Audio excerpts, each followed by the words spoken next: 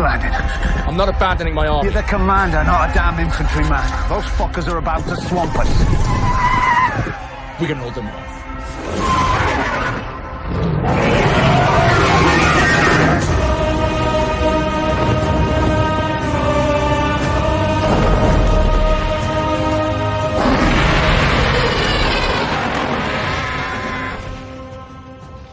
2011년부터 2019년까지 약 9년간 전세계 미국 드라마 매니아들에게 역대 최고의 드라마란 극찬을 받은 작품이 있었습니다.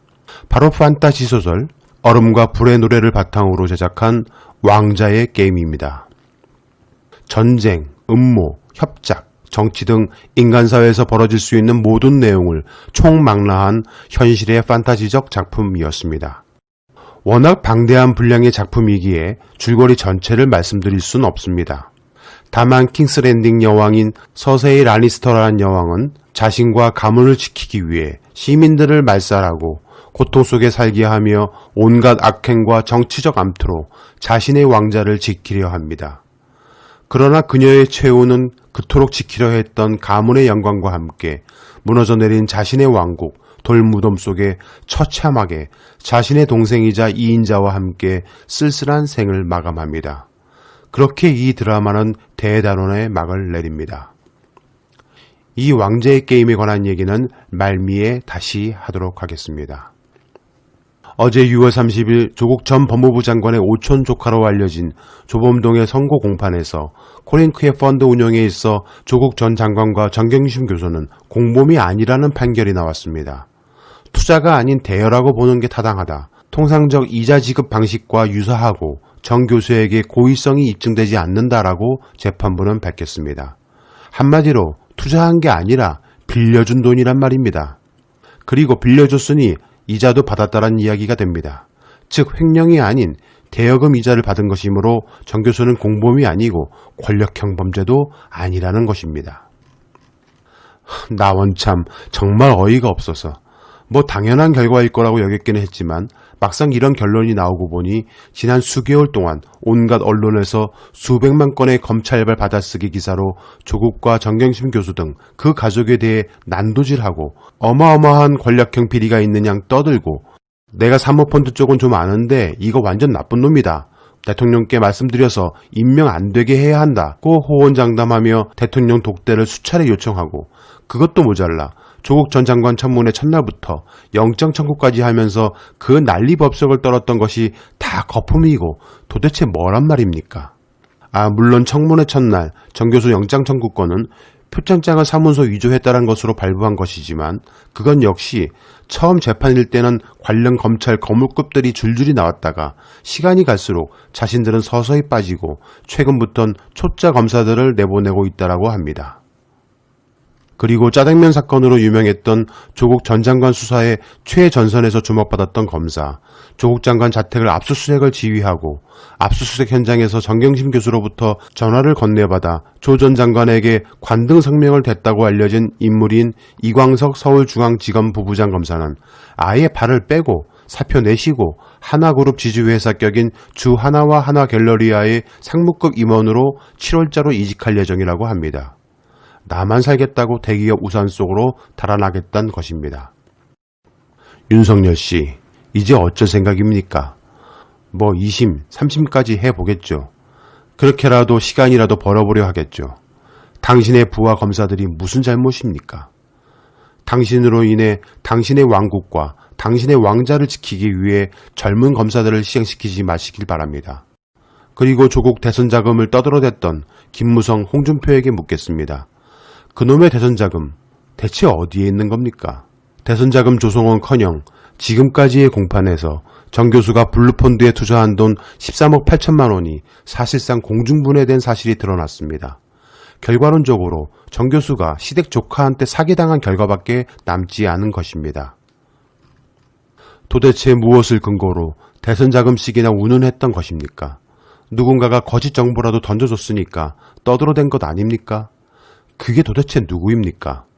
그리고 한 언론은 이날 재판 결과에 대해 조범동 선고가 조국 일가 중 첫 결론이라고 헤드라인을 달아 일제히 보도했습니다.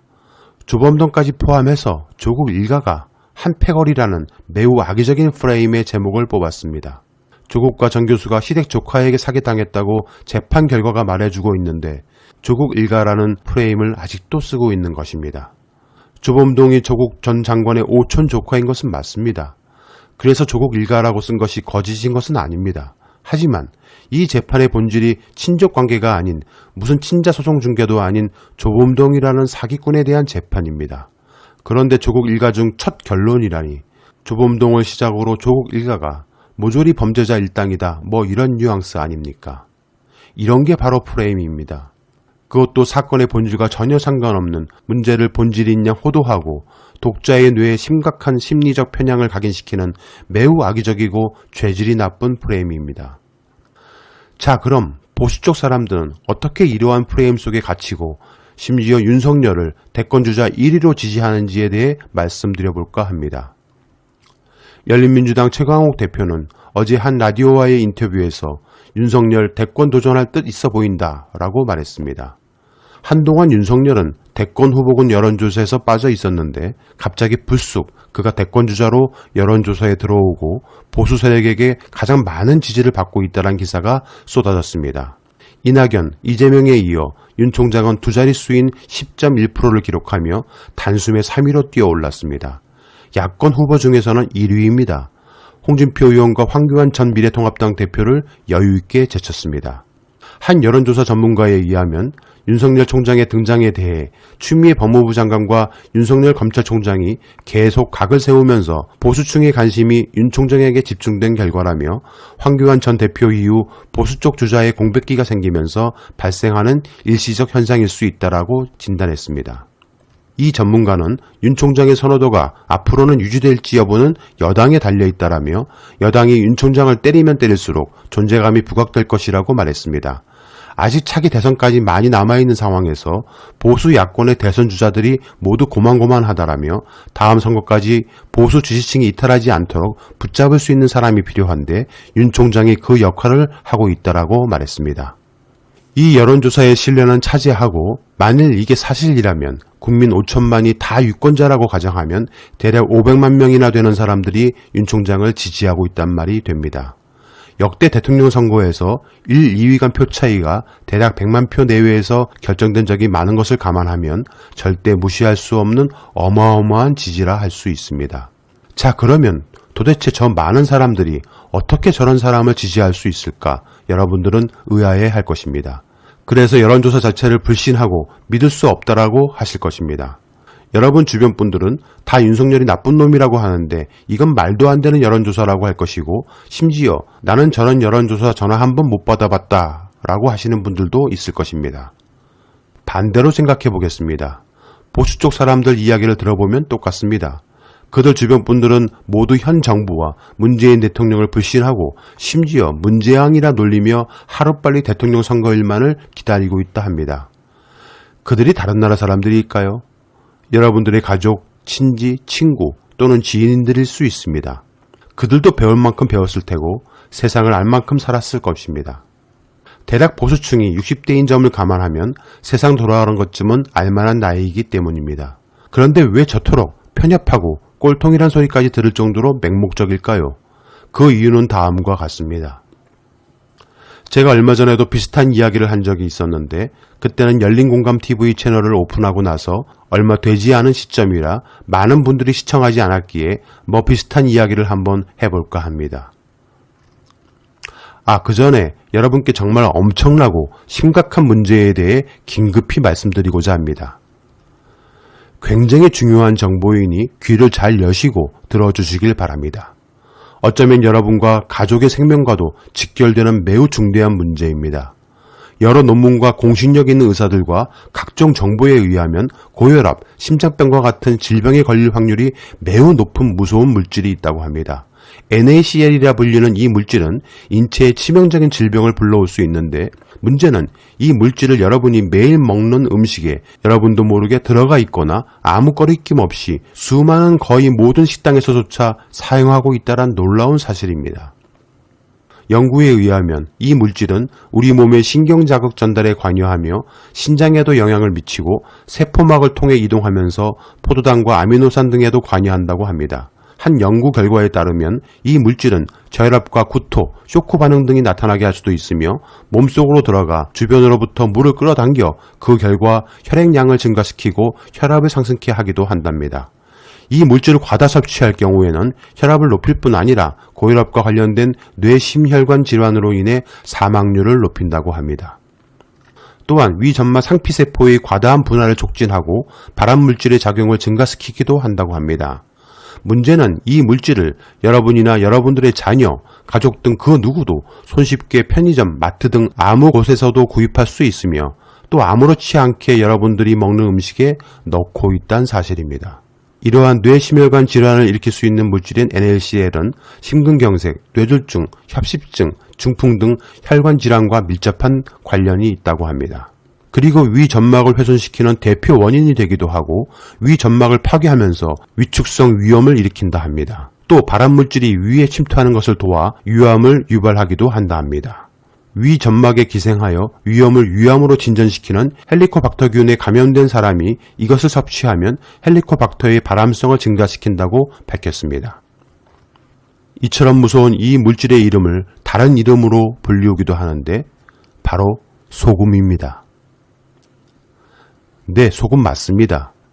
이제껏 제가 드린 말씀 중 이 소금이란 물질에 대해 단 한 번도 틀린 정보나 잘못된 거짓 정보를 말씀드린 것은 없습니다. 이렇듯 사람들은 쉽게 선동됩니다. 요즘 많은 사람들은 레거시 미디어로 불리우는 TV나 신문은 잘 보질 않습니다. 유튜브 등 새로운 뉴 미디어를 더 선호합니다. 본인이 보고 싶고 듣고 싶어 하는 것만 선택 취사합니다. 하물며 이념적으로 뜻이 맞는 사람들끼리 단톡방을 만들어 본인이 보고 들은 정보를 공유하고 믿게 만듭니다. 소금이란 정보를 빼버린 채 어떤 특정 사안에 대해 공포심을 불러일으키고 심각성을 말합니다. 그리고 심지어 그것에 가짜, 거짓을 담아 부풀리고 과장하며 선동합니다. 그렇게 되면 아무리 많이 배우고 나이를 먹어도 사람들은 쉽게 빠져들게 됩니다. 최근 MBC 스트레이트라는 탐사 기획에서 다루었던 보수 유튜브의 세계에 대한 극우 유튜브의 황금알 비즈니스란 프로그램을 시청하신 분들이라면 이해하실 것입니다. 우리나라만이 아니고 전 세계에서 2위, 3위의 유튜브 수입을 자랑하는 채널들이 바로 이 극우 유튜브 채널들입니다. 그들에게 돈을 쏘고 부를 누리도록 하는 사람들, 그 사람들이 다들 부자고 돈이 남아 돌아서 그들에게 열광하는 것은 아닙니다. 사람이 선동에 휘말리면 그것은 추종이 되고 돌이킬 수 없는 확신으로 맹목적 믿음에 다다르게 됩니다. 이러한 방식을 도용하여 사적 이익을 추구하는 집단을 우리는 사입이라고 합니다. 그것은 종교 또는 특정 다단계 회사 등 어디에서도 벌어지고 있는 현실입니다. 그런데 여기에 정통적으로 레거시 미디어, 즉 기존 신문 방송 매체에 길들여진 나이 좀 드신 분들은 조중동민 수구 언론의 선동과 가짜 뉴스에 쉽게 매몰되고 그들끼리 만들어진 단톡방 등에서 하루에도 수십, 수백 건의 가짜 뉴스와 거짓들이 양산되어 돌아다니고 그러한 것들을 부추기는 극우 유튜버들의 말장난 속에 시야는 좁아지고 그 결과는 이미 모든 죄가 하나씩 낱낱이 밝혀지고 있는 윤석열을 지지하고 대권주자로 선호하며 추앙하고 있는 것입니다. 이것이 윤석열이 보수 대권주자 1위인 이유입니다. 최근 윤석열 검찰총장이 검언유착 사건을 담당할 전문수사자문단 추천자 선정에 관여한 정황이 나왔습니다. 앞서 대검은 총장은 자문단 선정에 관여하지 않겠다라고 밝혔지만 사실이 아닌 것으로 드러났습니다. 선정된 자문단원은 대부분 현직 검사로 파악됐습니다. 서울중앙지검 수사팀은 대검의 자문단 절차를 중단할 것과 특임검사에 준하는 직무 독립성을 수사팀에 부여해달라고 공개 건의했습니다. 윤 총장의 마음에 드는 검사들로 만들어질 대검 자문단과 수사를 담당하는 서울중앙지검 한동훈 수사팀 간 내부 혈전이 벌어지게 된 것입니다. 문제는 이러한 자문단 요청을 일개 채널A의 이동재 전 기자가 요청해서 이루어진다는 것입니다. 윤석열과 한동훈이 그런 제도를 잘 알고 이동재를 코칭하면서 했다라면 모를까 정말 어이없고 헛웃음만 나오게 만드는 대목입니다. 이런 사람이 자기 장모와 배우자에 대해 수사가 개시되면 과연 어떤 모습을 보일지 안 봐도 뻔할 듯합니다. 수사팀을 압박하고 배제하고 갈아치우기 위해 물불을 가리지 않을 것이 뻔하게 보이기 때문입니다. 내로남불이란 표현이 모자라면 모자랐지 넘치지는 않을 것입니다. 추미애 법무부 장관은 페북을 통해 검찰에 대한 일상적 지휘를 지향하고 꼭 필요한 경우에만 지휘함으로써 검찰의 중립을 존중하고 있습니다. 그럼에도 제 지휘가 작동되지 않는 경우가 있습니다. 코로나19가 대구 지역에 확산되었을 때 방역의 긴급성과 감염 경로 파악을 강조하고 적극적인 압수수색을 위한 일반 지시를 했습니다. 그러나 검찰은 그런 저의 지시도 듣지 않고 그 긴박한 순간에 경찰이 신청한 영장을 2번이나 기각했습니다. 결국 적기에 압수수색을 하지 못하여 CCTV를 통한 자료 복구가 어려워졌습니다. 검사 출신 장관과 문민 장관의 지휘 차이는 그 내용이라 할 것입니다. 검사 장관은 대검과 방향이 같은 경우가 많습니다. 문민 장관은 국민을 보호하기 위해 강제 수사와 별건 수사, 인권 침해를 시정하는 내용이 많습니다. 보통 대검이 거북히 하는 내용입니다. 솔직한 말로 검사 장관의 지휘에 말없이 수그려온 세월은 30년이 아니라 60년입니다. 그럼에도 문민 장관의 지휘는 새삼스럽고 처음 일하는 듯 건건히 지휘를 무력화하려는 시도에 당황스러울 때가 있습니다. 때로는 좌절감이 들기도 합니다. 그러나 꺾이지 않겠습니다. 통제되지 않는 권력은 폭주기관차와 같습니다. 그 폭주는 반드시 국민의 피해로 귀결됩니다.